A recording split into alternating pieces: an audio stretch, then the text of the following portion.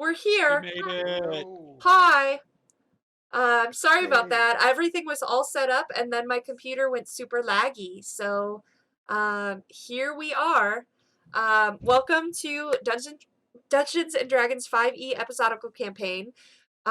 We have some new faces here today, so we're going to do something a little different. Chris, as in failing Chris, couldn't make it today, and neither could Michael.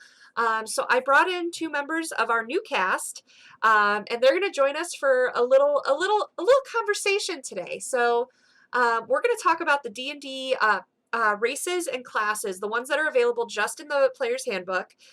So anyone new starting out that isn't familiar with the benefits or detriments of each race and class, we're going to have a little conversation about that. So just to kick off with intros, I'm Sarah. I'm the owner of Rem Alternis Productions, and I'm the DM for this campaign. And I'll talk a little bit more about what else we're doing after everyone goes. So, Chris, why don't we start with you? Hey, what's up? I'm Chris. Nice to meet everybody. Hi, Chris. Hi. How long have you been playing D&D, Chris? I have been playing D&D for about a good solid 6 years. It's been a great time. Awesome. Awesome. Well, we're so glad to have you. I'm glad to be here. Yeah. All right. You do. Brianna. Hi, I'm Brianna Valentine. You'll see me on the Episodicals as Sarsora Flameborn. I'm an actress. I'm a dancer. I've been playing RPGs for about 3 years, so kind of new. But I've really worked very heavily in 5e, so hopefully I can give some helpful information today. Yay! I'll skip RJ because he looks distracted. Nope, I'm good. Okay. Hi, RJ. Hi, everybody. My name's RJ Thomas. I've been a Hello. long-time game player. I've been also a writer and producer of game material, most notably for the Shadowrun line for Catalyst Game Labs. I've been doing this for about, I don't know, almost over a decade now. But I've been playing I have been playing video games, but I've been doing role-playing games for probably the better part of 20 years plus. Yay! So during the campaign, yay! During the campaign, I am Gareth Blackstone, fighter. I want to say extraordinaire, but just general pain in the ass and stick in the mud. But we're having fun. Totally. All right, Winston. Hello, my name is Winston Taylor Lewis III. I am a game designer, writer, and I am an RPG enthusiast. I have been playing D&D and particularly RPGs for the past 6 years, but fun story, I used to check out the D&D and Shadowrun books from my public library when I was 8, and I never had anyone to play it with, so I had all of the knowledge of I think I 3 editions of D&D, but never had anyone to play it with until I was a full-grown adult. So fun times. That's a Wow. cool story. Aw, I want to You give finally you young unlocked Winston a your hug. chains and let you go. Yeah, finally. Someone was like, "You want to play D&D?" I was like, "You don't even know." Like, this isn't even my final form. Let's go. I have been waiting all my life for this moment. Amazing. All right, Hal. Hi, my name is Hal Nelson. I play Jedediah in our recurring campaign. I like to think he's a nice guy. Unlike me, I'm kind of mean sometimes. At least I have evil thoughts. I've been playing D&D for a long time, since I think I was 8 when I started. So it's been quite a few decades. I like RJ, have recently started writing for Shadowrun. He's been writing for a lot longer than I have. I only just started in the past year or so. So I'm pretty excited to contribute to one of the games that I've played for quite a long time. So I'm excited about Okay. that. This streaming campaign we've been in is my first time really playing a game online. Kind of a fogey stick in the mud, and I really have a hard time embracing the new format. So I've never done it before this time. So it's been fun. You're doing great, Hal. Thank you. Dude, I dig the hat. Thank you. It's legendary. Everybody loves the hat. You Yeah. know? Dude, that hat's We get on an hour early for tech call because I'm paranoid that things are going to go wrong, and they do anyway. But we got on, and Hal didn't have his hat on yet, and Chris was real disappointed. So Hal, It's true. you're known for the hat. It's like Superman without the cape, you know? It's like, no, it's just not There are right. some who call me Hal. Oh, what? Well, when we were doing Kids on Bikes, I was like, something's wrong. I was like, I may have to wear it, but yeah, it just doesn't seem right for kids on bikes. It's just a little weird. For those who don't know, on Wednesdays we are streaming Kids on Bikes, which is a collaborative RPG. We're set in the early 90s for our campaign, and it's got kind of a you can take it in either direction, but it's supposed to be kind of intensive, like horror-esque. I thought of it as Stranger Things, but with our group it Yeah. might end up being more Scooby-Doo, so That's the nature of a collaborative game. check that I can out. set up a Cthulhu mystery, but if it's Old Man Winters was behind it all, you know, it's Amazing. So check us out. We play on Wednesday nights at 7 p.m. right here, 7 p.m. Central. And it's just an hour-long campaign game each week. So real easy dose there. Well, branching off that, we also have cool nerdy shit. So I didn't really ask anyone to prepare anything, so I'll do it because I have nerdy shit all around me. don't we all? Right? So this is actually a little wooden HP counter from Hrothgar's Horde, who actually has a Kickstarter live right now. I don't know if my lighting makes it really hard to see. But it's got like I can kind of spin it and it lets me track my HP. So it was just like a little thing at a con that made me really happy. And right now what he has is on Kickstarter, and I can drop the link. I'll try to find it when someone else is talking. But he's got these little wooden boards that are trackers for your spell slots as different classes. So like if you're a wizard, you can put a D20 in there and it'll tell you how many spell slots you have in level 1 or whatever. So like it's cute. It's great. I like the work he does. He also does like Lord of the Rings clocks that are made of wood and really nice boxes and stuff like that. So really recommend Hrothgar's Horde. I'll drop a link in when I have the mental capacity here. for the next cool nerdy shit, we should show Chris's 300 D4. What?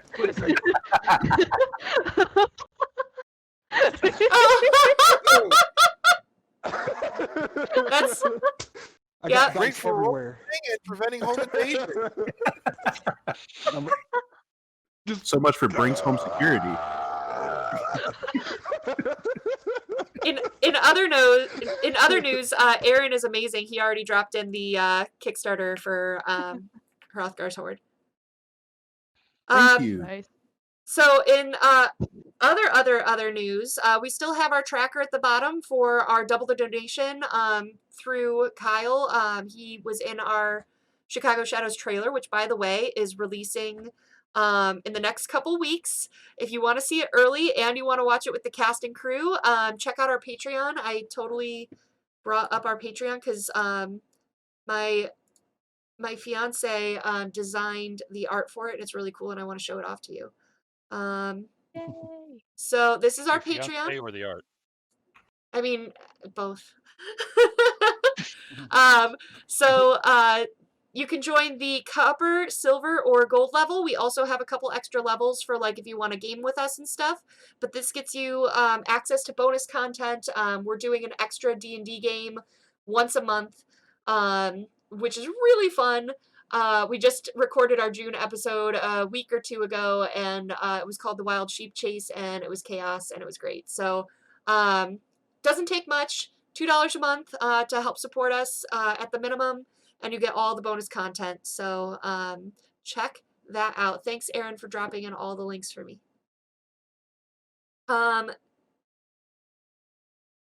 Oh, aw. No one's showing up to your Shadowrun game. That's so sad. I'd be there if I wasn't here. Okay. So, did I cover everything? Patreon, I covered double the donation. Double the donation, there's still, Kyle is still finding backers, that are willing to match, and continue to match as they go. So, a little donation ends up getting like doubled, tripled, quadrupled, depending on how many he has. So, really worth it. Please donate, if you have the capacity to. All right, guys, I think that's all my talking. So let's get into it. So today we are not playing a game. We are going to talk about the races and the classes of Dungeons & Dragons 5e, just in the player's handbook. So new players, you can learn all about these different races and classes and get ready to choose your own for your first adventure. So, And you know how to pick the right ones. yeah, this is gonna be pretty savage, I think. So we'll see what happens here. To start with, we're going to start just with the races first and go through the book, which for some reason isn't alphabetical, but that's okay. But we are going to start first with dwarves. So who's my friend talking about dwarves today? You guys should know, Crickets. I know we assigned them. right? We should. did. Don't make me go look this up. So I can talk about dwarves because I called it originally, but it was assigned to someone else, much to my chagrin. Much to Um, my chagrin. All right, but let's. We love it, Time to guys. open up that Hi. repository of dwarf knowledge. This is starting great. RJ, you're on dwarves. I'm on dwarves. Oh my goodness! I didn't know we actually decided upon that. I didn't get the memo. Read your texts. No, I refuse. Okay, so Oh my god, I'm sobbing. all right. So basically, let me give you the rundown on the dwarves. Okay, everyone, when people think dwarves, they think old school Tolkien. You know, we're thinking Lord Oakenshield. You know, stout, strong, tough, gruff. You know, dwarves are pretty much, in my opinion, the small tanks of the Dungeons and Dragons world. They're usually the classic fighters. They're also the ones who are most eager to get into combat, mix it up. They tend to be very gruff of nature, you know, very stout, stoic, you know, but very gregarious. And sometimes, if you play, in my personal opinion, if you want to play a good, decent dwarf and have fun with it, you know, that nice fatherly figure, looking back to classic examples in literature, Dungeons and Dragons literature, and the name is escaping me. So this is great for, you know, a live thing. I can't even remember, you know, some of these characters. Bruno Battlehammer. Yes, there it was. My mental index was freaking out, going, "Oh my god, I wasn't ready for this." But no, the great thing about dwarfs is that because they're so stocky and stout, they're extremely tough. They tend to be very, very uh, resistant to damage and everything like that. And I believe they get a Constitution bonus, Yeah, you they're know, on Plus two. Constitution. Yes. up by plus So 2. that's all. Exactly. So that's a great plus, especially when you go back to the aforementioned, you know, their role as a tank. But that doesn't mean that dwarves are pigeonholed into that kind of role. Dwarves can be just about anything they want to be. It's not uncommon for dwarves also to be clerics, wink, wink, nudge, nudge, you know, but, you know, because Sarsora. where they're, yeah, exactly. Sarsora is a great example of a dwarven cleric, you know, but there's nothing to say that dwarf cannot also engage in the more mystic arts. But whether it's tradition or whether it's, you know, a trope, if you want to call it, maybe even borderline cliche, but most people, new players, tend to focus dwarves on being that fighter role. As far as, you know, dwarven society, dwarves are known for being classically living underground, you know, and if you go back to referencing Tolkien, miners, and generally just being that gruff friend that we all know and love. So, I mean, I could go on about dwarves, but, you know, dwarves are just a fun race to play. So since we caught RJ off guard here, just some bonus stats about them if you're looking to play them. So they get that con bonus of +2. They're considered young until they reach the age of 50, and they can live on average to about 350 years old. Most dwarves tend to be lawful characters. Of course, you can choose your own alignment and stuff, but overall, dwarves stand between 4 and 5 feet tall. And their speed is 25 feet. Usually the base walking speed is 30 feet, but little legs. That's okay. You can dash. Just gotta stretch. You gotta be quick on your feet, man. Right? They're powerful sprinters over short distances. Exactly. Yeah, dangerous over short distances. They yes. do have dark vision as well, so they can see in dim light within 60 feet as if in bright light, and darkness as if in dim light. They Who have needs that extra 5 feet? right. Dwarven resilience, they have advantage on saving throws against poison, and resistance to poison damage. So they're pretty hardy there. They have proficiency with battle axe, hand axe, throwing hammer, and warhammer. They also have tool proficiencies with artisans' tools of their choice. You can choose between smiths, brewers, supplies, or masons' tools. And they have stone cunning. So, you get really smart living underground about rocks. So they can make a history check related to the origin of stonework and are proficient in the history skill. So they get double the proficiency bonus when making those checks. They speak, read, and write Common and Dwarvish. And there are hill dwarves and mountain dwarves that you can choose from in the PHB, which both give you other bonuses. So hill dwarves have a bonus to wisdom, and their hit point maximum increases by 1 every time you level. And mountain dwarves, their strength score increases by 2, which is awesome. And they do get proficiency with light and medium armor as well. So there's your tanks. I think since dwarves are not only firmly established in the stereotypical Tolkien version, they also help perpetuate it. We could look at the lyrics of Diggy Diggy Hole and pretty much talk about what dwarves are like, because that's pretty much spot on. Oh my god. Never heard that song. Oh my god. Oh, Please enlighten me. What is sing this? it, Hal. Sing it. I don't know that I know all the words, but Hey, there's going to be a link in the chat I pretty gotta look soon. that up. Born underground, suckled from a teat of stone. There you Raised go. in Yeah, the that's dark, how it man. begins. That's what's real. That's got to be rough on the teeth, though. I did not They see have this they have episode. skin made of That's iron, where what's the lyric? Skin of iron and bones made of steel. So yeah. See, that's where that dwarven resilience comes from. Exactly. From suckling the teat of stone. Yeah, I did not see this stream having the word stone teat in it, but here we are. When you suck Hashtag. on granite juice, hey, you strong as Hashtag fuck, stone teeth. alright? All right, let me pull up a new image. That We're gonna. marble milk was delicious. Oh god. We're gonna move on to elves. Oh my god. All right, so elves. I have notes. Elves are graceful, beautiful, tied to nature and art. They are shorter, a little shorter and more slender than humans. They live over 700 years old. They're considered to reach adulthood at about 100 years old, and they come out as adult. They're like, yep, I'm an adult now. They're seen by other races as haughty, but also gracious. All elves get a +2 dex bonus because they're so graceful.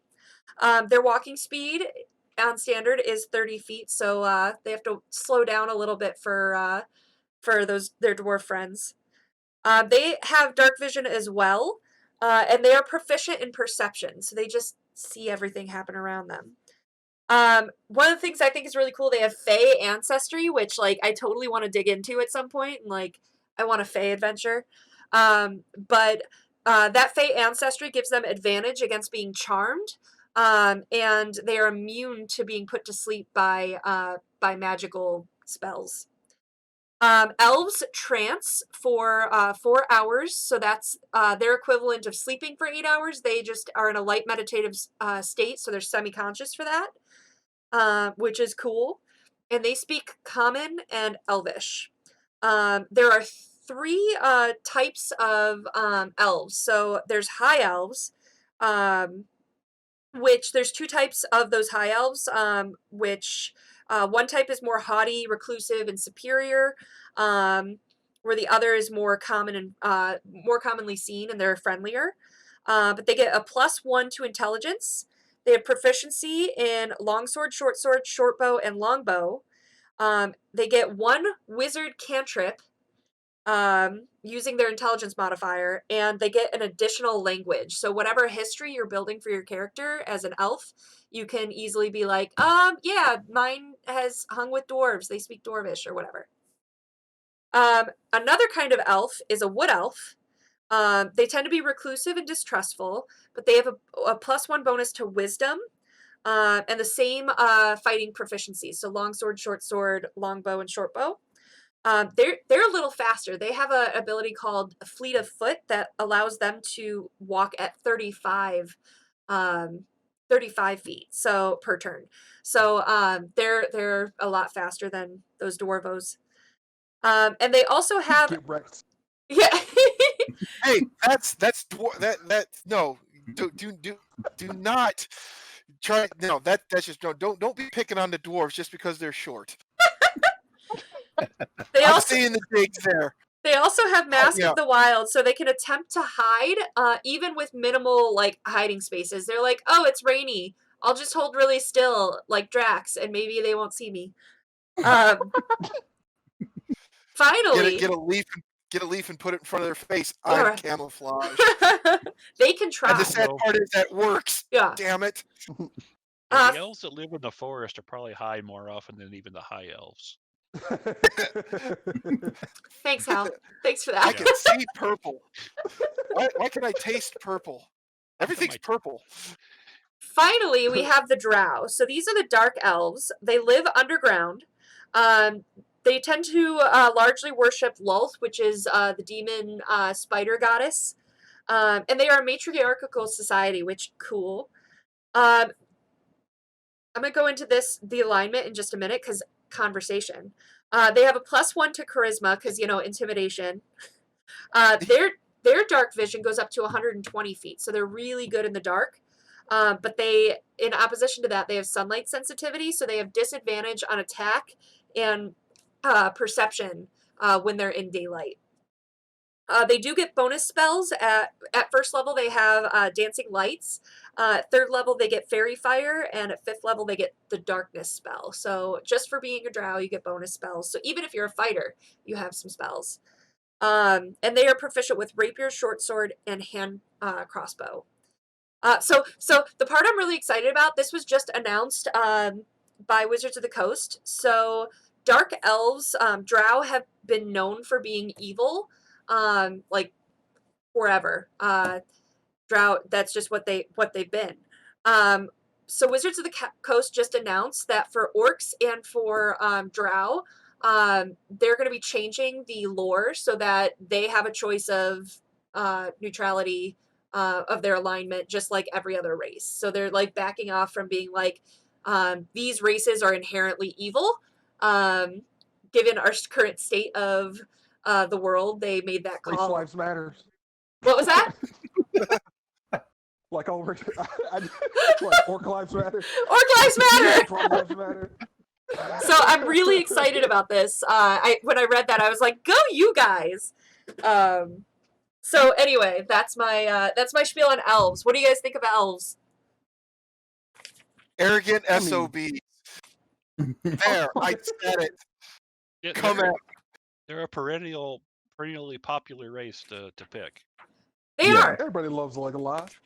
And if you Yeah, don't, exactly. And if you don't, you're just jealous. What are the downsides? Yeah. Like, Because that chick in high school liked him over you. Exactly. Right.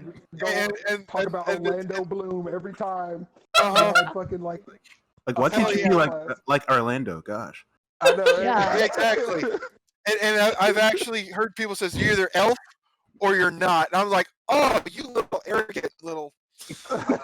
Yeah, I think one of the thing about, like, most people, like, they have the perception that the elves, they are haughty, especially like the high elves, but I think that there is a lot more nuance that you can play when you're playing elves that some people don't always like dig into. Like, there is like elves, just by the mere fact that they live like hundreds and hundreds of years, like their perception on life is a little bit different than most other races. And so I feel like there are things like that you can kind of play into. They've seen a lot of things throughout life, like most elves, like who've lived a full life, have. So I think it's interesting when people lean into those aspects of the race. Definitely.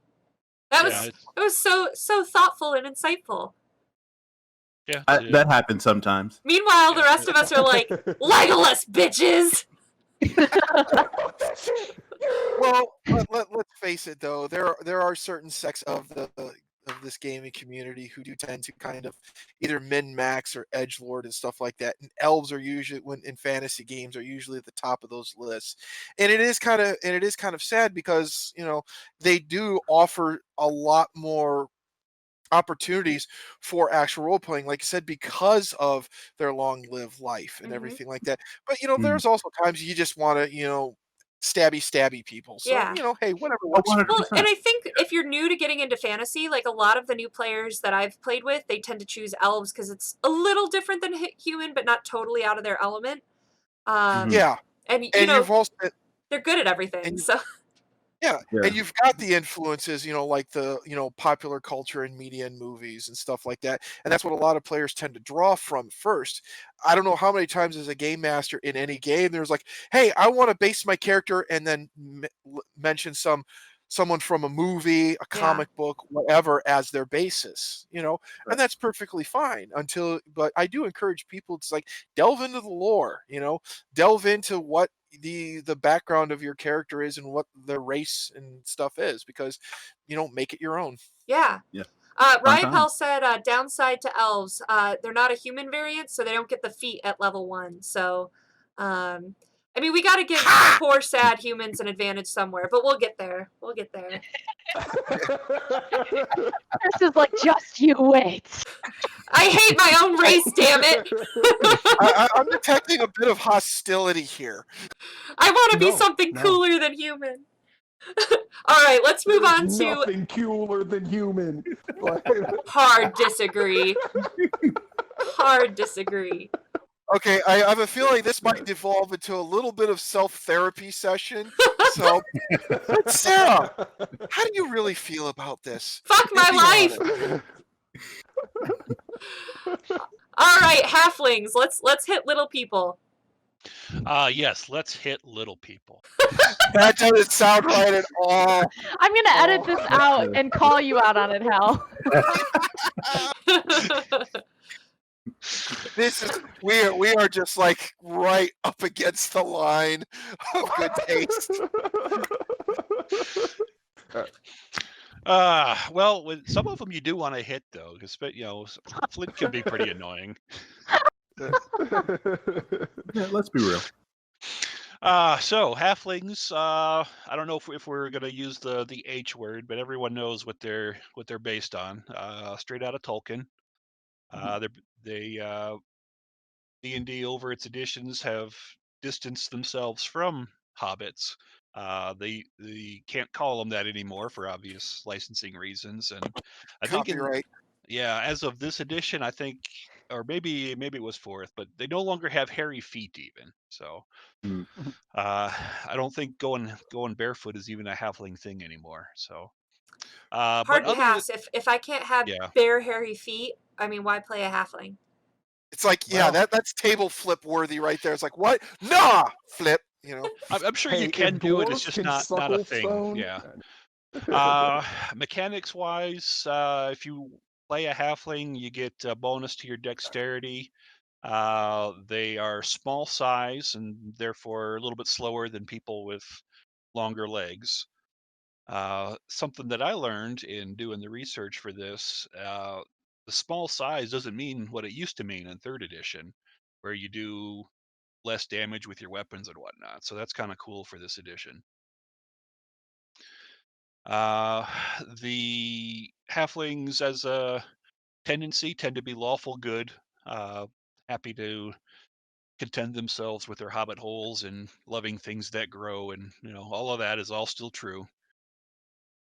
Their racial abilities, for picking the race, they have a ability called Lucky, where if you roll a natural 1 on an attack or a save or a skill or ability check, you get to re-roll the 1, and if it comes up a 1 again, then you're stuck.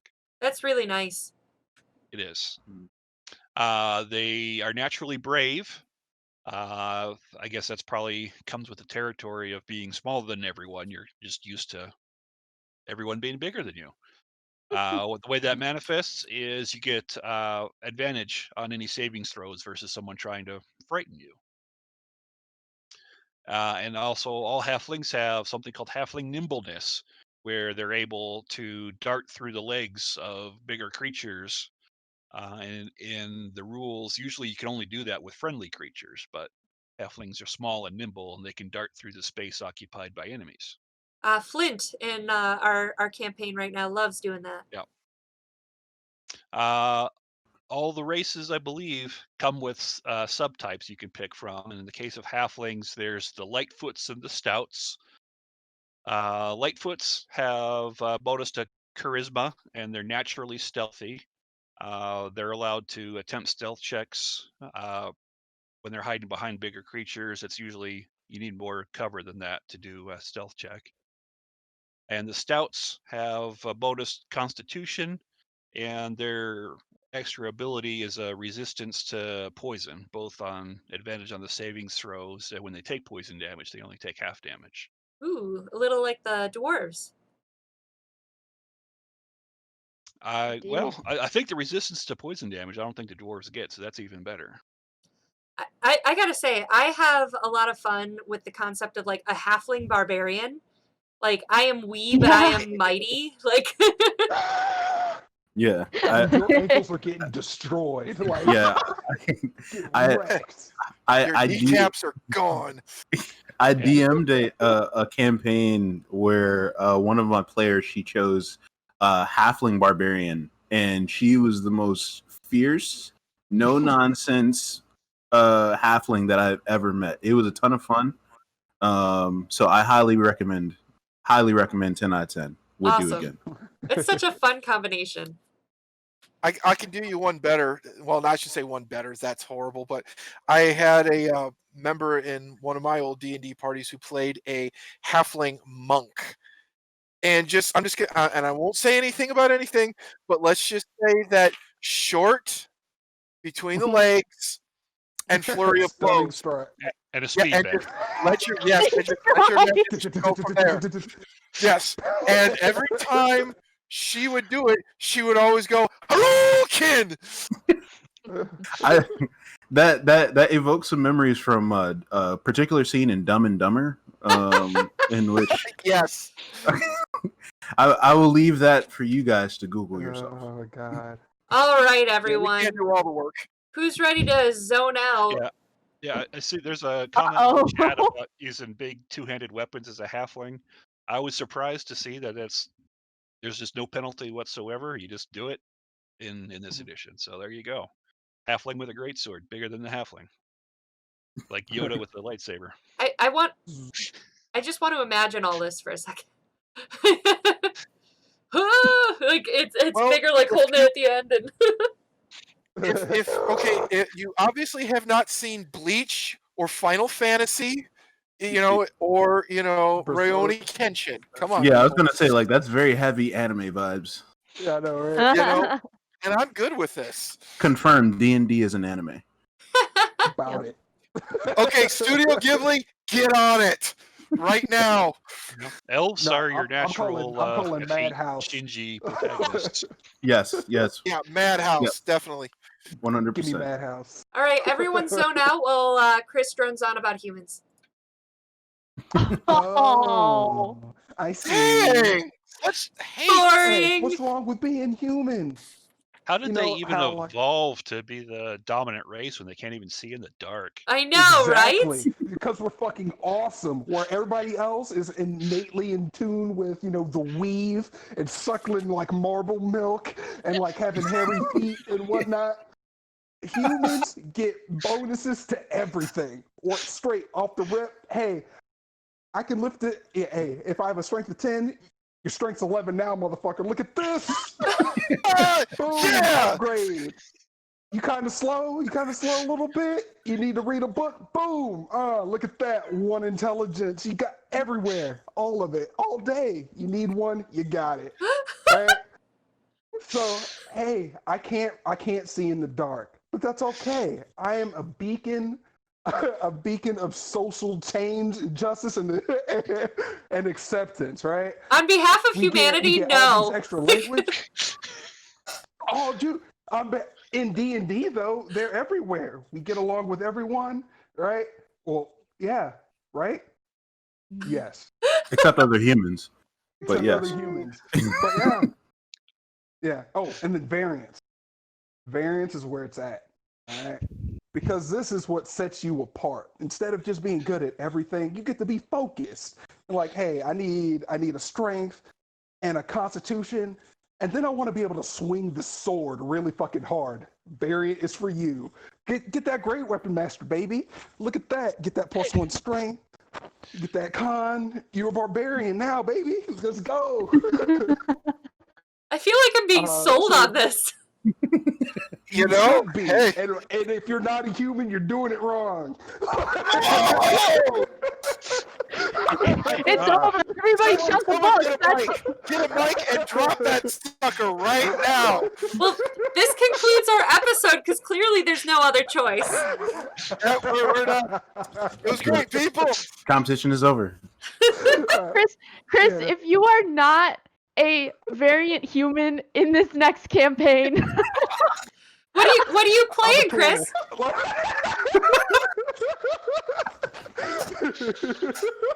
What's that you're playing? A turtle, and that's only because I have to stay within the book, right? Got to stay within the PHB.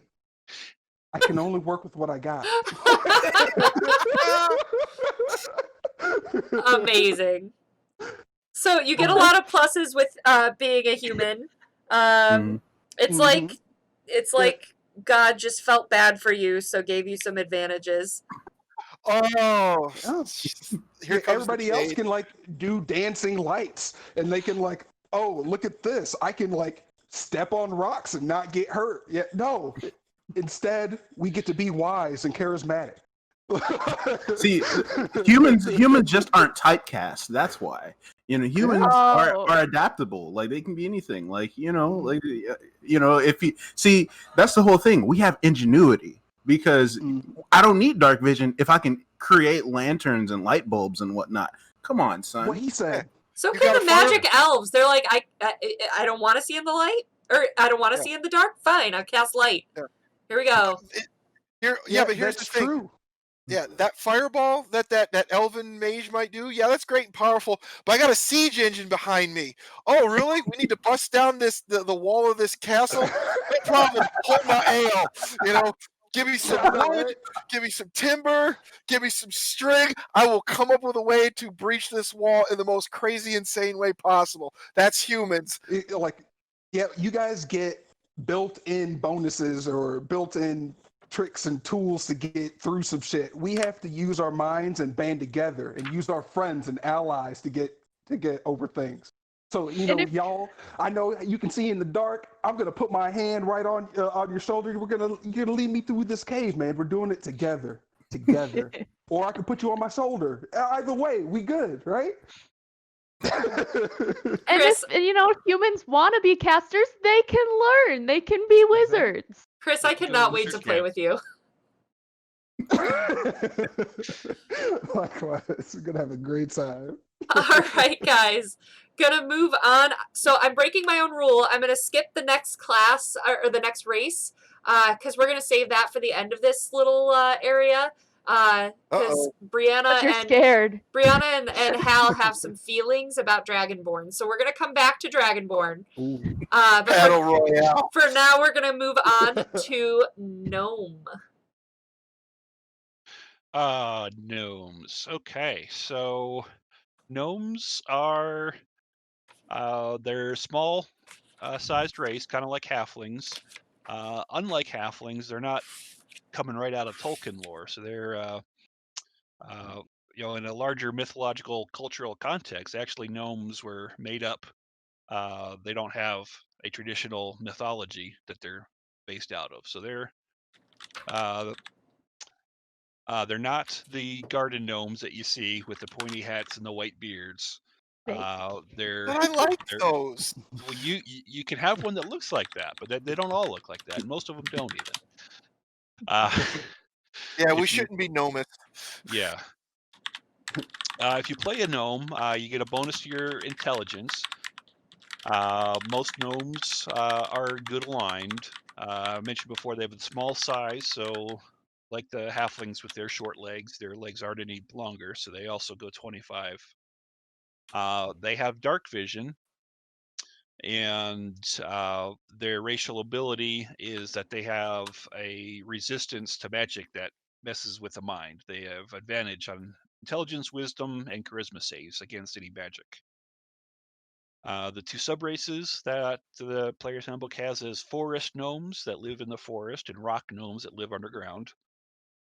Forest gnomes get bonus dexterity, and they know minor illusion cantrip no matter what race they are. And they have an affinity with small creatures and can communicate with them via hand gestures, rabbits and squirrels and whatnot. The rock gnomes, yep. Rock gnomes get a bonus to Constitution, and they have an ability called Artificer's Lore, which allows them to add twice their proficiency bonus on checks involving technology and alchemy and magic. They have an ability where they can create a little clockwork device that lasts for a day. They can make either a toy figure that has the ability to walk around, they can make a music box, or a device that lights a small fire like a candle starter or a campfire starter. I think that's an adorable trait. Like, I love Yes. that.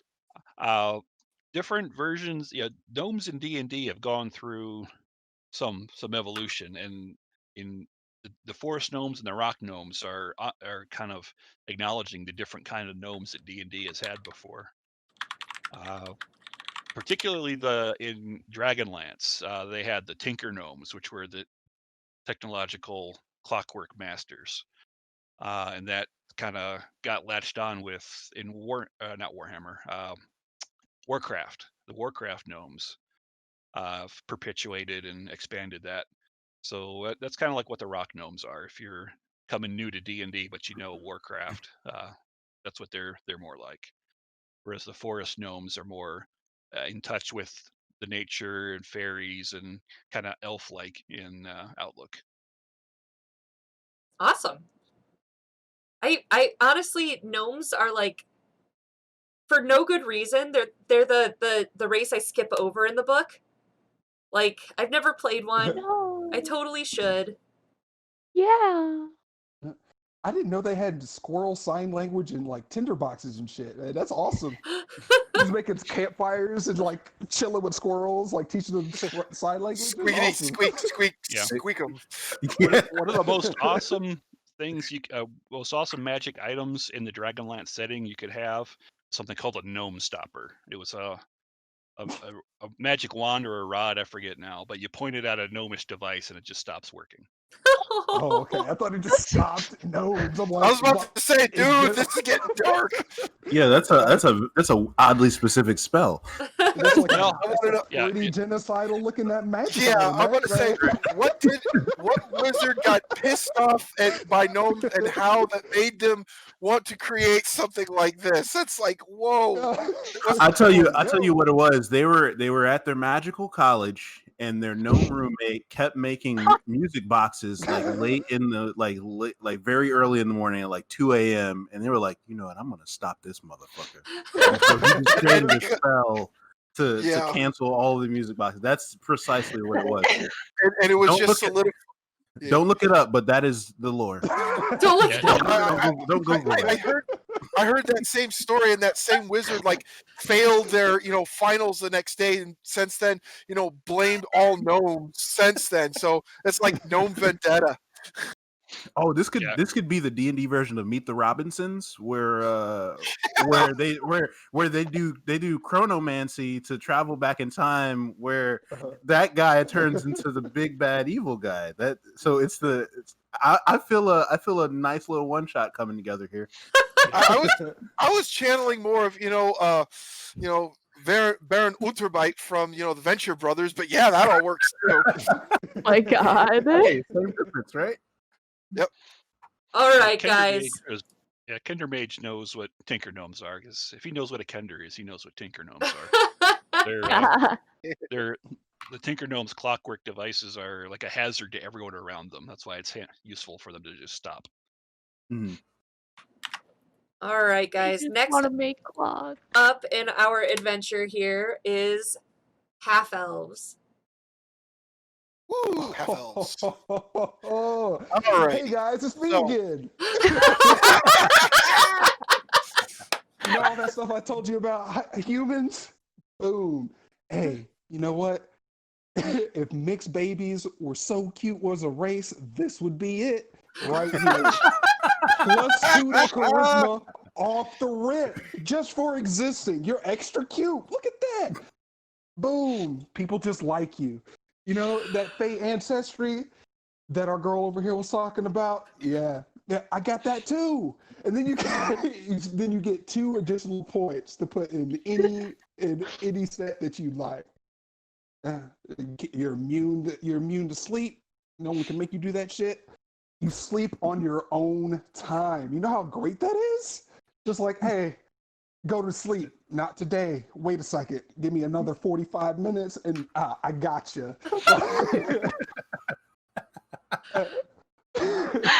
So, Chris, what's So, better, they're humans or half really- elves? Ooh, see, humans. Ugh. Humans. Ugh. I like mixing my chocolate and my peanut butter, but sometimes you just need that extra bit of chocolate just to push through, like that little that little extra nudge. I mean, sure, seeing in the dark is great. Being able to, do whatever the fuck you want is better though. I'm just saying.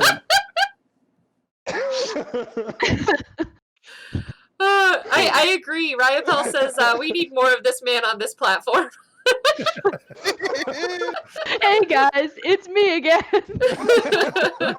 Hey, it's me, your boy. Hey, your boy over here talking about humans and their variants. I love it too because you got so excited, so you were moving your camera a bunch, and it was like zoomed up on your mouth. You're like, "Let me tell you."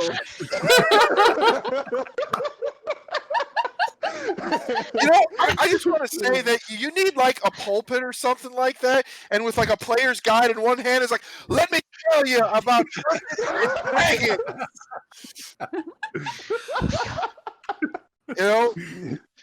If you need to get through the fall realms, this is the book you need. These are the classes you need to work with. Yes. Amazing. I grew up for a few years attending a Baptist church in the South, and just that do you feel the light come upon you? I'm like, yes! And that's what I'm feeling. I'm feeling some of that now. Do you feel the wonders of Dungeons and Dragons? Yes! Yes. I'm just like, Can you sense the weave around you? yes! Testify! All 8 schools of magic are around you at a moment's notice. Oh, Spell Reverend! slots! Yes! Aaron just shared gifted 3 tier 1 subs. Thank you so much, Yay! Aaron. Yeah. Subscribing helps us to monetize a little bit and helps us keep producing content. So this is really great. You also get access when you subscribe to our little Rem Alternis dragon emoji, which who doesn't want a little dragon emoji, right? Dragons are I dope. do. They're in the I want a game. dragon emoji. Thank you so much, Aaron. We really appreciate you. All right, next up we've got half orcs. Horks. Orcs? No, that's not nice. Orcs. Orcs. Well, the thing about half orcs is that, well, everyone's like, oh, half elves are so nice and everything like that. But Sarah talked about this earlier. People think half orcs, and a lot of times people just see the orc, the evil, like, oh, why would someone, they consider them an evil amalgamation. It's almost like the exact opposite of half elves, and that is something that a lot of half orcs, have to deal with. They have the stigma, they have the issues, or at least they did. It's good that that's kind of being addressed and everything. But for a lot of old school fans, orc is usually the person that you fight against. They are the evil, and when you've got that in your blood, it makes life difficult. And I've played half orcs where the main focus of their life is to try to move beyond the stigmatism, and try to show that they are not, it's their actions, not their blood, that really count. But, that's all the social stuff, and that's what makes for compelling characters, because whenever you have potential for conflict and you have to deal with this stuff and to show your true mettle, that's where heroes come from, overcoming the adversity. But, that's just, how you might choose to play it. But the thing about orcs, half orcs in the game, is they are strong. They are the tough ones. They are, when we talked about dwarves earlier, they are literally the tanks. They are the big barbarians. They are the ones who you really don't want to mess with. You see a half orc armored up, you're just like, I don't know. I mean, ability scores, your strength alone increases by 2, your constitution increases by 1. If that doesn't, make you a heck of a fighter, I don't know what is. Alignment, we talked about that. Half orcs, among the races waiting to live out, they want to live among people. They want to be part of society, but are still shunned. But, that's just how you play it. Size, they're big, they're probably one of the taller races, they're quick, they move just like everybody else. They've got dark vision, but the thing about the half orcs is that because of the stigmatism and their looks, they're thought to be menacing, and they get intimidation bonuses on their intimidation skill. Okay. But, also being that they're very stout and hardy, they get endurance. They can be relentless. They keep in combat, they can keep going when everyone else is like, I'm done. No. And when it comes down to it, they have this ability, savage attack. When you make a critical hit with a melee weapon, oh man, you can really, really do some damage. It adds extra dice to that. So yeah, it's the stereotypical, big bad fighter type, but sometimes you just need to smash somebody. Heck yeah. I gotta say, I feel hella inspired after that. He was like, you're like, half orcs. It's not the blood that matters, but it's what we do. I was like, damn. Yeah. I was like, I didn't know you were getting deep, RJ. Well, and like you said, I have my moments. right in the feels there. So I'm really interested to see where the lore takes orcs and takes drow. I'm really I think that that there should be some focus on those in the upcoming books in terms of how their society is pivoting. I think that's going to be awesome. Yeah, if this is one of those things where if they in the lore, this is kind of they could play this as a turning point. I think it would be interesting if maybe they came up with some sort of event or something like that. Wink, wink, Wizards of the Coast, get on it. And possibly say, okay, this is the reason why it happens, instead of just saying, hey, this happens. Because like you said, getting to the reason why this happens and showing the conflict and seeing the choices that are made of why this change came about could also be maybe it could be therapeutic for a lot of people right Yeah. now. Also, I think it's interesting because like I think the canon lore for orcs is actually really interesting when you look at it, because basically Grumsh, the god that like orcs traditionally serve, Yes. was basically shafted by like all the other gods. Like all the other gods, like the humans got this, the elves got this, the dwarves got this, and then they were basically like, well, I mean, you get whatever is left, and it was basically nothing. And so that's part of the reason why orcs, culture wise, like they're typically seen as like they're usually raiders. They usually they have to pillage for like what they have, because they weren't given anything. You know, like the elves had the forests and all this stuff. And so that it's actually interesting. I think kind of like looking at it from a lore perspective. But I mean, typically it doesn't play into that, but it's actually kind of like, it's kind of tragic, like when you think about it. And so like half orcs, you know, coming from that, a lot of times like they have that stigma. So it's like, it's interesting because it's like asking the questions of why do people do what they do? What is Yeah. really behind our actions? These Exactly. are the questions that we have to ask. I love that, and Absolutely. I'm gonna totally shameless plug here because of the comments about Shadowrun orcs. I'm gonna share a picture with you guys from the trailer of our orc rigger, but I have to push all the buttons to do it. So you guys can keep talking. I'm just distracted. Yeah, like Vikings, and the Viking Norse gods are in D&D commonly associated with human barbarians and dwarves. Mhm. But the whole Viking culture would fit in with orcs just like seamlessly. They just Yeah. Or the Visigoths and stuff like that. Just any type of wandering raider tribe who basically was forced through either through circumstance or whatever. You still got to live. Yeah.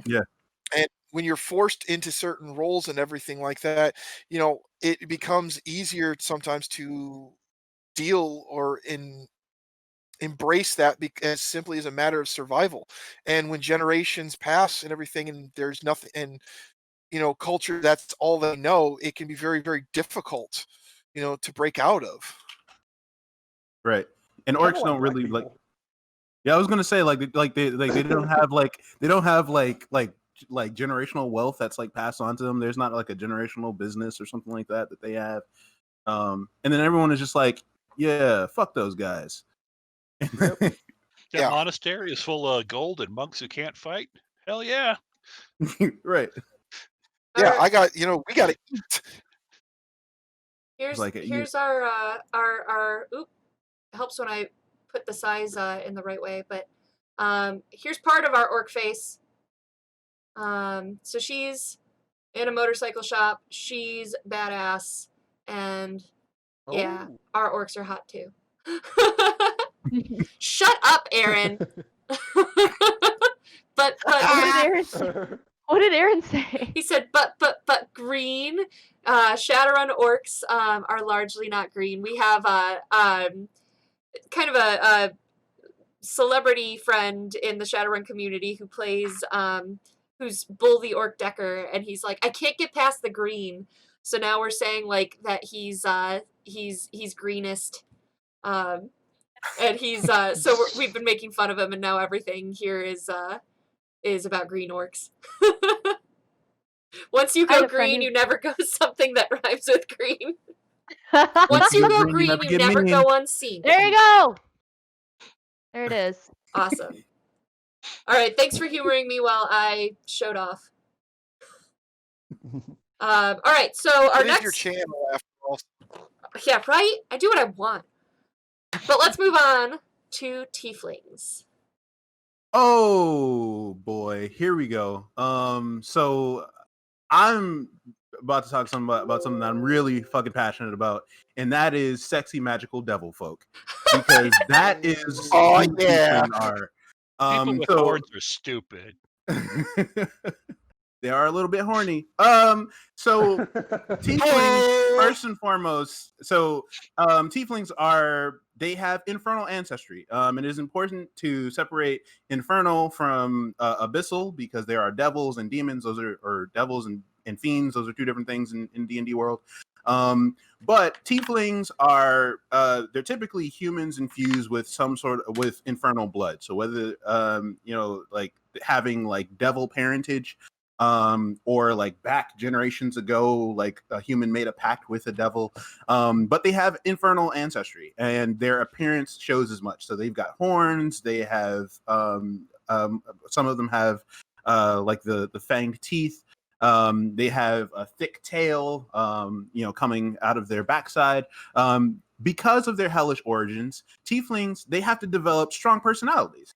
And so tieflings naturally have a +2 on charisma, because hey, who doesn't want to talk to a devil folk?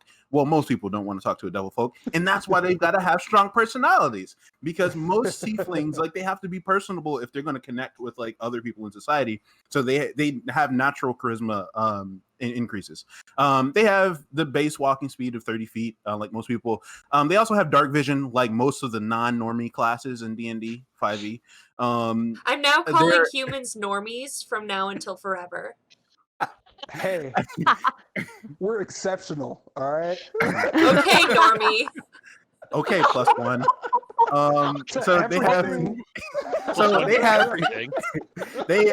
So along with it, so their infernal heritage actually lends to an innate fire resistance, which is fairly useful, resistance in a world where fire is in fact dangerous. They also, so this is a piece from the lore as well. This is a quote from a particular tiefling in the lore. It says they didn't start the fire, it was always burning since the world's been turning. So that lends to their resistance. On top of that, they also have proficiency in infernal speech, so they can speak to devils. They got that devil talk. The interesting thing is that each of the sub races are based on the bloodlines of the different tieflings. So I think Wizards recently added an extended list of the different infernal bloodlines. There are multiple hells, and then there are the lords of each of those hells. And so there's the Asmodeus bloodline, there's the Despater bloodline, the Fierna bloodline, and each of those give specific ability increases. And there are also there's also magic that comes with each of those bloodlines. So there are cantrips that are innate based off of the bloodlines, and they're pretty particular to kind of the devilish origin that you have. So if your devilish origin is from Glaisa, the Hell's criminal mastermind, you have minor illusion because you're kind of a trickster, that kind of thing. You can really kind of play around with your character lore when designing your tiefling and saying where does their infernal blood come from, which is pretty cool, because you also get ability score modifiers and stuff with all of that. So yeah, that's tieflings, the sexy devil folk. Love it. I love that lore. Getting into the lore, you guys are on point here. Tieflings are awesome. Do you prefer smooth horns or ridged horns? They can be their horn design. Yeah, it's yes. They can be anything and everything. I've seen the kind of goat horn. I've seen antelope horns. I've seen tiny stubby horns. It really is I want to see a tiefling with one big rhinoceros horn. Dude, I'm about that. Unicorn tiefling? Is that what we're going for? Call that motherfucker Bebop, or was that one Rocksteady? No, you got it. It's Bebop. It was Bebop. Yep, it was Bebop. So Rocksteady was the rhino. Look, I'm more and more convinced that we need to have this TMNT D&D campaign with 4 turtles, a mouse folk, we need and a fucking tiefling with 1 horn. Ninjas. With ninjas, damn it. Teenage Mutant Monk turtles. Yeah, that's what I'm talking about. I love it. That's amazing. See, I almost did it already. Let's do it. So, talking about the tiefling horns too, I designed a character once. She was a bard, but I did it as she was a journalist instead of the standard bard.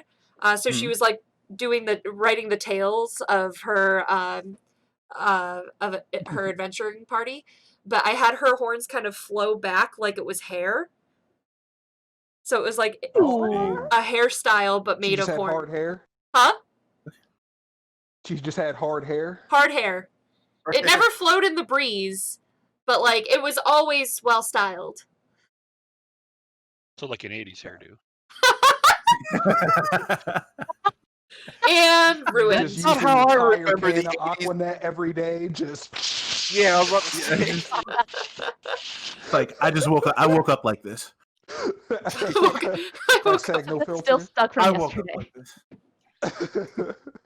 All right. Yeah, all I gotta say is there's a reason I wear a hat. It's not pretty. And finally, the moment we've all been waiting for. Here it goes. The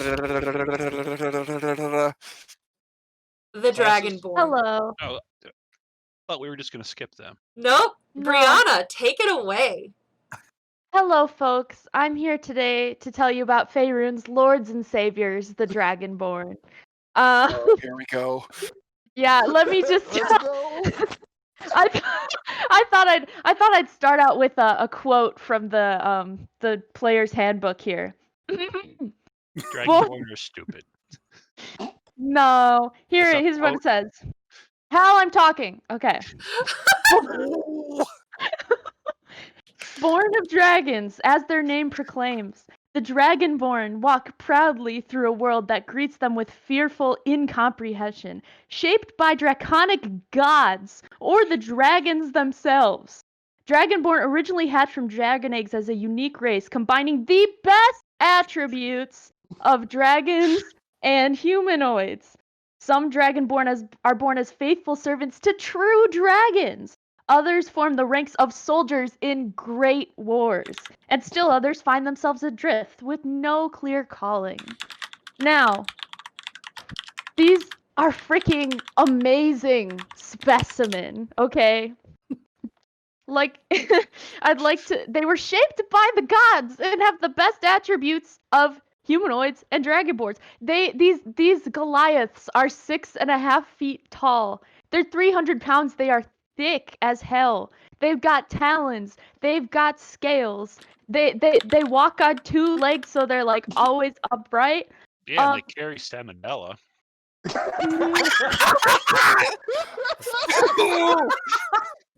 First shot. Okay, but in the PHP it says, okay, I wrote it down. They have the continual drive for self-improvement. How freaking honorable is that? Okay, and they push themselves to the extreme effort before giving up.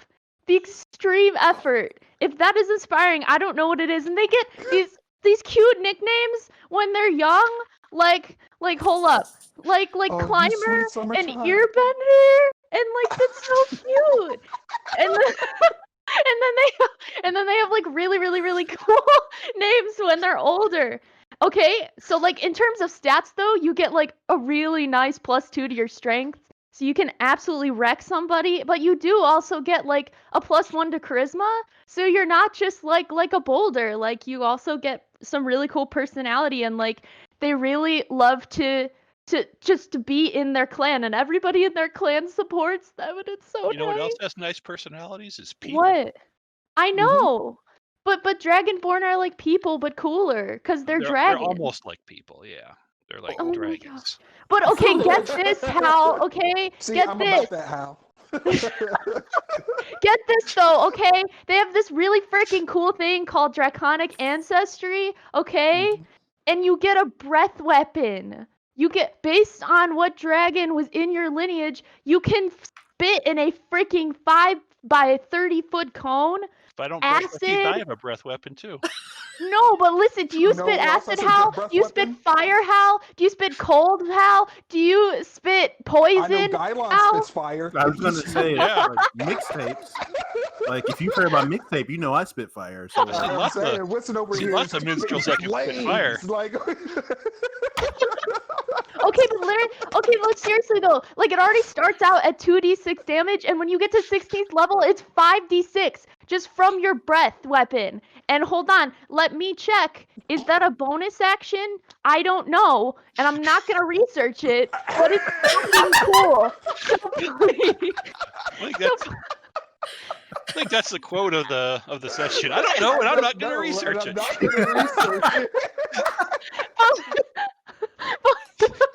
But and you also get to speak Draconic, okay? And they are the coolest motherfuckers on this planet. And I'm sorry, the game, and also how the game is called Dungeons and Dragons. Okay, So by that logic, you could play a dungeon, and that would be cool. Yes, it would be cool. It would be very cool. I mean, depending on your DM, you could play a mimic, like you know. Yeah. You could play a trap. Exactly. But you know what? I just have to say, if you slight my people, the Dragonborn, one more time, I will breath weapon through this camera, and that's it. So what you're saying is that they're just what, the Dragonborn just sound like the proletariat of Dungeons of D&D. Come on. Oh, we're so awesome. We're cool. Awesome. My face hurts from laughing at you guys. I get to breathe Such a fire. scaly Great. For no reason whatsoever, let me spit acid in this 30-foot line.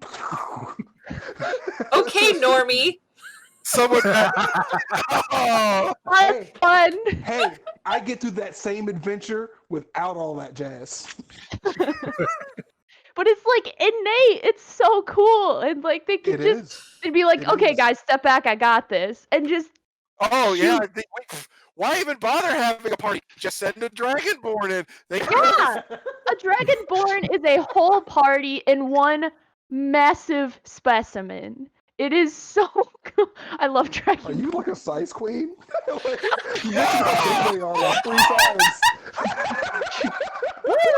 Remember that line I mentioned earlier? We were like right on it. Just one little push and woo, over we go. Staring at him in the face. I just want to say it was somewhere around like 5 races ago that I realized that we were not going to get to classes in this episode. And I was like, I'm just going to let him go. Oh, my bad. Well, there it is. Very well done. Very well argued. All right, guys. I think we're going to take a quick break, and then we'll be back for some more shenanigans. So thank you guys for tuning in. We'll see you in a few.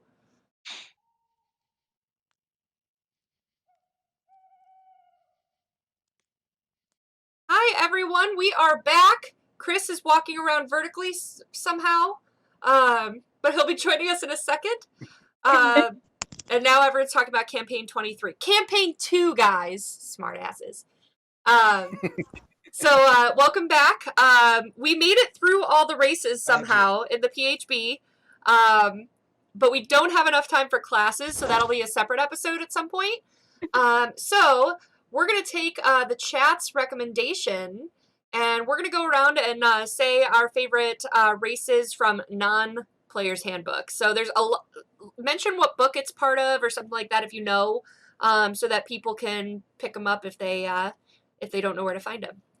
So let's go backwards on the screen today, or this time. So Hal, why don't we start with you? I was hoping you wouldn't do that. Blame Chris, he was still walking around. Yep. Okay. Well, I'm not familiar enough with 5e to really know anything outside the Player's Handbook yet. So I'm just going to have to go with what I was joking I would do and just talk about how awesome Draconians are from the Dragonlance setting, which are, what the Dragonborn are just cheap knockoffs of. Shots fired. So the Draconians. You have your time. Yeah, Draconians are from a old 2nd edition setting called Dragonlance, and this is one. It had a set storyline that involved magic leaving the world and then dragons coming back and knights fighting on Dragonback using the eponymous dragon lances. And part of this story was an evil god getting the good dragons to stay out of the war by holding their eggs hostage. And the evil goddess turned those eggs, birthed them, and corrupted them, and made the Draconians, which were foot soldiers in the army of evil. And each of the different kinds of Draconians were based on the metallic color of the good dragons that they were corrupted from. So there was the brass dragons in D&D are like clever. So the Draconians made from brass dragons were the spies and the ninjas. Uh, the trying to do this by memory, so you had me on the spot. I didn't want to go first. The bronze dragons were, I want to say, the warriors. Silver dragons, draconians, were like anti-paladins. They were the most powerful and the most awesome because they could fly. They still had wings. But it was each good dragon was like flipped in its nature, and whatever it was good at was put to use for evil ways. So like the gold dragons were good at magic. So they were the real dragon people. The true Dragonborn. Yes. That's really cool. I like it. Yeah, the Dragonborn are like an updated version of that, where they're not evil, because not everybody wants to play evil. There is lore, depending on your source, lore for the Dragonborn, where the Dragonborn in one continuity, they were created by dragons to serve them, and so they shared the nature of their creator. So in D&D, the chromatic dragons are typically the evil dragons, and the metallic dragons are the good. So there's often tension where some Dragonborn, like, they hate their masters because of that purpose. So some Dragonborn hate dragons. So I've seen that lore out there, depending on like what your content is. I did notice in the 5th edition player's handbook, they do mention the Draconians as being like a different version of dragons for the Dragonland setting, without going into details. They're like trying to hook you on buying a 5th edition version of the Dragonland setting, which I would totally do. I don't know if that's even out yet. I don't know enough about 5th edition, but Awesome. Neat. Winston, I like your style too. I can definitely see the podcaster side come out of you when you speak. You're very eloquent. We should do a gaming talk show. I'd be down with that. Awesome. All right. Let's go then. Why don't we head on up to Winston? Why don't you tell us your favorite non-PHB race? Damn. I had time to think, and I still didn't think of mine. So apologies. So, I would have to say I love the Gith. Gith are very interesting in that the Gith are, so first of all, the lore of the Gith is that they were they were kind of like these outer world servants of mind flayers of the Illithid. And through years and years of servitude to the Illithid, after numerous attempts to rebel and rise up against them, they finally succeeded. And basically 2 sub races were born, the Githyanki and the Githzerai. And the Githyanki are kind of your more, I would say, yeah, they're more piratey. They're the piratey, more I would say more crude race, where they're focused more on strength. The Githzerai are kind of this transcendent race where they have like heavy emphasis on kind of like finding oneself and centering yourself. So they are more keen to be monks. And so, yeah, it's really cool because they share some of the psionic abilities of Illithid. So like they have psychic abilities that develop as they progress and things like that. I think I tend to like them just because of the lore behind them, you know, like the like 2 races born out of this like uprising of these Illithid creatures. So they're pretty interesting. I would most people would gear them toward like monks or something like that. Okay. Yeah. based on what you just said too, like I think that there's definitely those two different kinds of players, right? There's the crunchy rules fans that like want to break the game. Mhm. Yep. And then there's the RP side. So like whatever the benefits may or may not be of a certain race, you pick them because you like the lore and you like Yep. the story that you can create from them. So I'm definitely one of those, if you couldn't tell by my break the game comment. Yeah, I think depending on the situation, I'm either of those, and I'm fine. I'm honestly fine with either of those at a table that I'm DMing as well, as long as it's not like ruining it for someone else. Like I love story, I love people playing, making decisions based off of the character, but I also love, I like. I'm a gamer, like a video gamer as well. So like I also like exploiting games, breaking games, finding out ways where I can exploit code. What are the cheat codes for D&D? Yeah, like that type of stuff is hella fun. So like I'm open to both of those as long as everyone is having fun at the table. That's the thing. So yeah. Awesome. I think Go ahead, Hal. I think there's a philosophical question. Should it be Gith Yankee or is it Jiff Yankee? That is the philosophical question.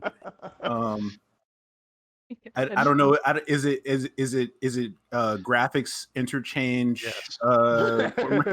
Maybe Maybe that's why it's the two races. It's the Gith and then the Jith Yankee. The Gith and the Jith. All right, I'm muting Hal for the remainder of the episode. It's nice knowing you, Hal. See you next week. Deuces. RJ, how about you?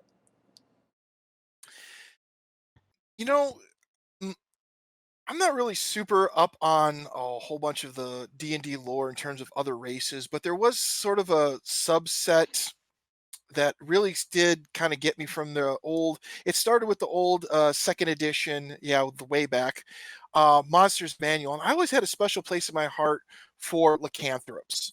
I've always been a fan of the classic movie The Werewolf, or The Wolfman, and just that idea of losing control and embracing your primal side and everything was always kind of fun to me is sort of a philosophical and psychological angle. And then when I saw that in the book and I saw you had not just the classic werewolf, but they had werebears, wereboars, and one of my personal favorites off the top of my head, wereravens. Now that was something interesting. Okay. It's the whole idea. I mean, and it depends on which angle you want to take it because each one of those had different benefits and even different alignments. The werewolf, if I recall correctly, was the classic, evil. They wolfed out, they became killers, stalkers, they went after their prey and stuff like that. So they could be very tragic figures. Then you had the wereboars, who ironically were dwarves. Yeah, were dwarves who became lycanthropes. And I thought, wow, that's kind of cool. But the werebears, which I really, really liked, the fact that even though they were lycanthropes, they were good.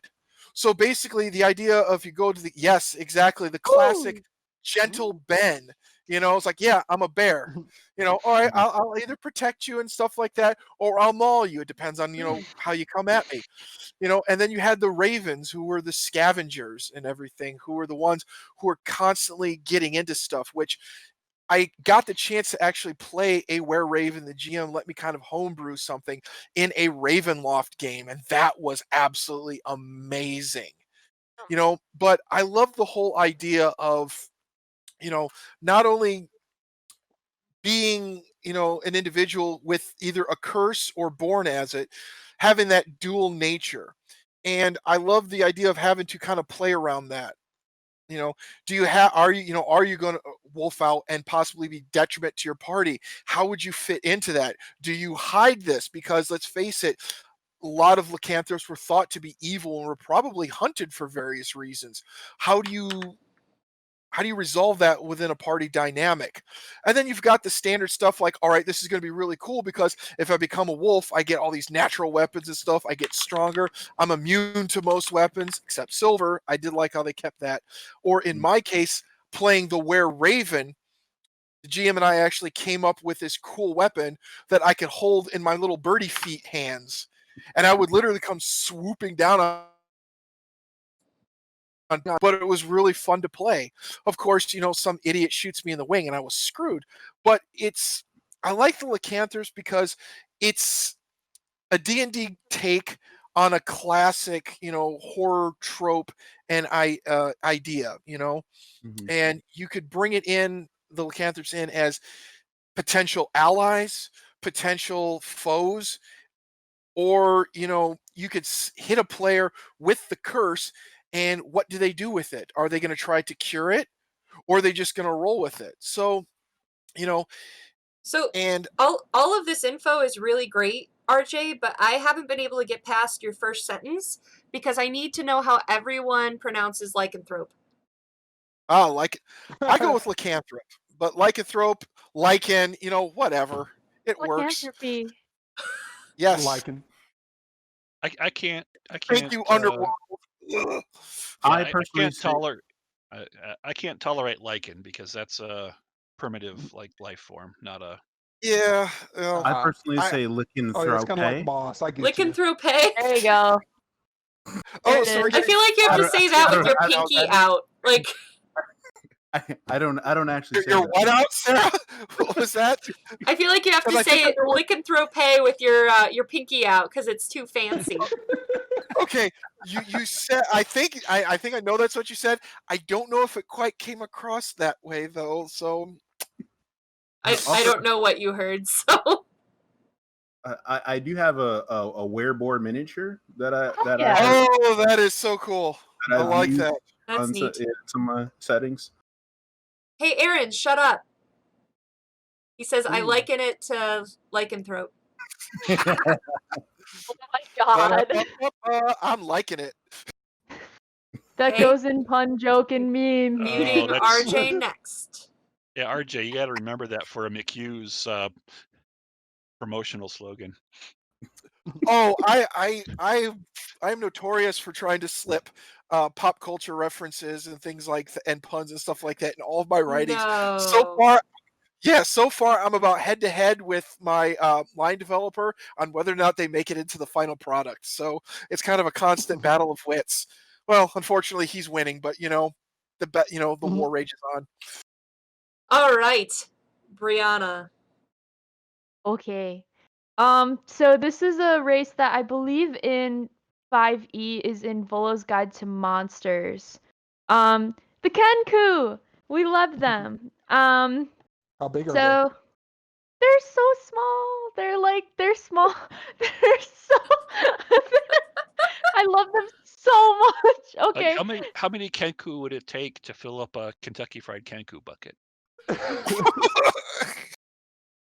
God, because you wouldn't kill them.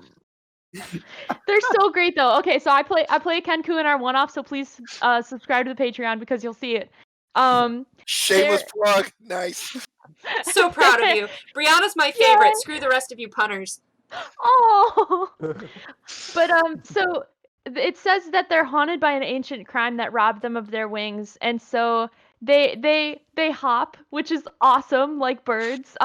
They're bird creatures, is what they are. And they have some really cool like mimicry that they can do. Some people choose to play Kenkus that can only use their mimicry, and some, decide that, based on the years that they've been living in the realm, like they can speak common and like whatever languages they've picked up. I personally really love using just the mimicry because I think it's a really fun character choice for RP, and to be able to like repeat back what people have said previously in RP and spin it in a new way. So that's really fun. In terms of stats, you get like lots of dexterity. You get some wisdom, which is really cool. But they're chaotic, and that's why I love them. Is they're chaotic creatures by nature, and so it's just really fun. Like I played a Kenku artificer, and who was a crow who just like had a bunch of shinies and was like playing with them all the time and like tinkering with them. They're just really great chaotic bird people, and I love them with my whole heart.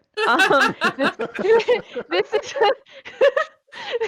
But is So- there is their main enemy, known as the Colonel? I'm just curious. They're not chickens. Yeah, no, they can't. You can make a chicken kenku if you really want to, A but chiku? yes, yes. Oh, Chiku. they're also experts in forgery, which is cool. So so yeah, I just love them. I think they're great. This is for you, Chris Wegner, who plays our Phelan. He was like, talk about kenkus, so I did. All right, so There you I'm go. I'm picturing now a Star Wars D&D crossover where there's a Sith Lord named Count Dooku. Oh, Count Dooku? Yes. Quack. Quack.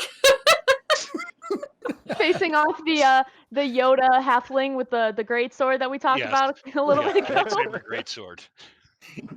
All So right. anyway, Lightsaber in the beak, just sort of. Nyarr. please play a kenku. You will love them.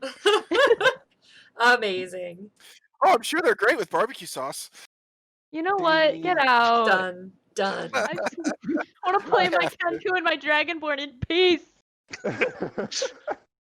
And finally, we have Chris. I can't wait to hear. It's me. Oh, you can't wait to hear what? I can't wait to hear what your My bad. favorite non-PHB race is. Oh, I like turtles. Alright, so yeah, like, dude, turtles are like new to me. Like, I just made one for the first time, and I can't wait till I play this dude in the next campaign. So they're in the Explorer's Guide to Wildmount, and every single turtle, all of them, they just grow up orphans because their parents just, drop those eggs off on the beach and were like deuces, and any kind of weapons and armor and shit that they left there, that's just up for grabs, right? And yet, all these turtles, they come up with no parents, nothing, yet they're all fucking like fun-loving, adventure-seeking people. They're very trusting, and I think it's because they have a big-ass fucking shell on their back, and they don't give a fuck about anything you got to say. You can't touch me. Look at this. Started out the gate, I got 19 AC. Look at this. Look at the book. Look at this. Look at this. I get +2 to my strength, and I'm wise as fuck. Look at that. I'm saying, turtles are where it's at. You're all laid People are back shooting at you. turtle dudes. Yeah. Are any of them cool but rude? All of them are cool. Some of them are pretty rude. But see, you got to look out for Mike, all right? Because he's a party dude. All right.